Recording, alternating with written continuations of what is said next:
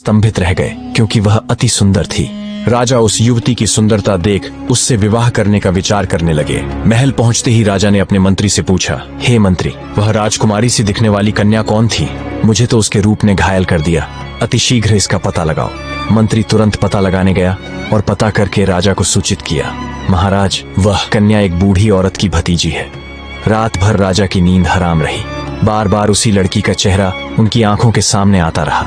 सवेरा होते ही राजा ने मंत्री से कहा, मंत्री जी, वह लड़की बहुत सुंदर है। उसने मेरी रातों की नींद उड़ा दी। उसकी मोहक मूरत मुझे बार बार परेशान करती है। उसके बिना अब मैं रह न पाऊंगा। एक काम करो, कुछ लोगों को साथ ले जाकर तुम उस बूढ़ी औरत के घर जाओ और उस लड़की के साथ मेरी शादी की बात करो।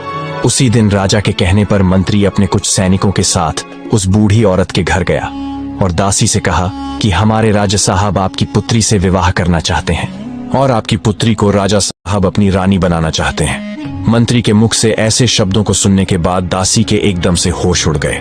वह मन ही मन सोचने लगी, हे भगवान, यह कैसा अनर्थ होने जा रहा है। आखिर अब मैं क्या करूं? वह कन्या तो उसी राजा की पुत्री है और राजा इस बात को नहीं जानता है। उसी समय उस बूढ़ी माँ ने साफ इनकार करते हुए कहा, भाई, मैं एक गरीब स्त्री हूँ। मेरी भतीजी राजा साहब के योग्य नहीं है, इसलिए आप दोबारा इस रिश्ते को लेकर कभी मेरे घर मत आइए। मंत्री ने कहा, ओ मूर्ख बुढ़िया, राजा कालभद्र के साथ अपनी बेटी का विवाह करने से इनकार कर रही है। तुम्हें तो अपने भाग्य पर खुश होना चाहिए कि राजा स्वयं तेरी बेटी से विवाह करने के इच्छुक हैं। मंत्री के बार बार कहने पर भी उस बूढ़ी औरत ने राजा के साथ अपनी बेटी का विवाह करने से साफ इनकार कर दिया।